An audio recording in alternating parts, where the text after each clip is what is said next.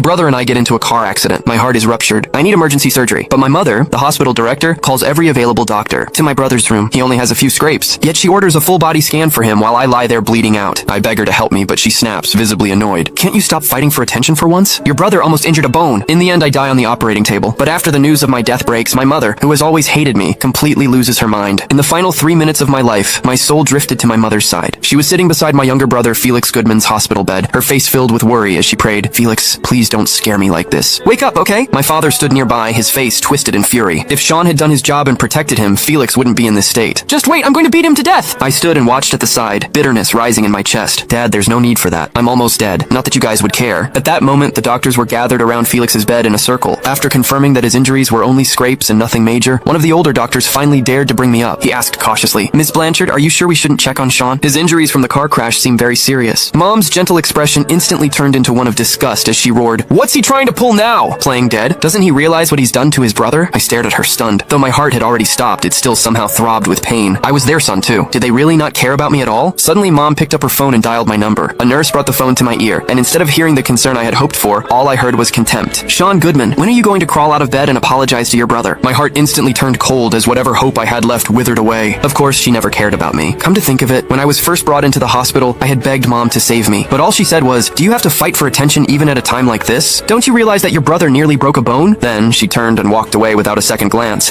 taking the entire medical team with her to tend to Felix. How could she have the capacity to love me? The nurse, unable to bear it any longer, took the phone and said, "Ms. Blanchard, Sean can't hang on much longer." But Mom, still convinced that I was faking it, let out a mocking laugh. "How much did that brat pay you to act along with him? I can't believe he's capable of something like this." Just as she finished speaking, Felix, who had been acting unconscious the whole time, finally woke up. He faked a weak voice and asked, "Mom, Dad, how's Sean?" As Mom looked at the obedient, considerate Felix lying on the bed, her expression twisted into even deeper contempt. "Sean, why can't you be more like your brother? He's hurt because of you, and yet he's still worried about you. If you don't get here in the next 3 minutes to apologize, don't bother ever showing your face to me again." She then hung up, her chest heaving with anger. Dad, standing beside her, looked clearly displeased. Why bother calling him? Isn't it enough that he nearly got Felix killed? Felix lowered his head, trying to hide the smug look in his eyes. He put on a guilty expression before looking up at them. "Mom, Dad, don't be mad at him. Sean has just never forgiven me for getting the overseas scholarship instead of him. I understand why he hates me." I couldn't help but laugh. Even in my death, Felix was still trying to sow discord between me and my parents. However, my parents would never see through him. In their eyes, he would always be the better son, and they would never think about the true reason to the car accident. Just as expected, Mom's face immediately turned cold. "What's the point of sending someone that selfish to study abroad? Who knows how twisted he'd become after being abroad?" Felix gently said, "Mom, don't be angry. I'm sure Sean has his reasons." Mom's expression immediately softened. "Felix, you're too kind. That's why Sean keeps taking advantage of you." That was always Felix's strength, knowing exactly what to say to win our parents' hearts. I knew that even if I stood right in front of them and told them all of Felix's cruel behavior over the years,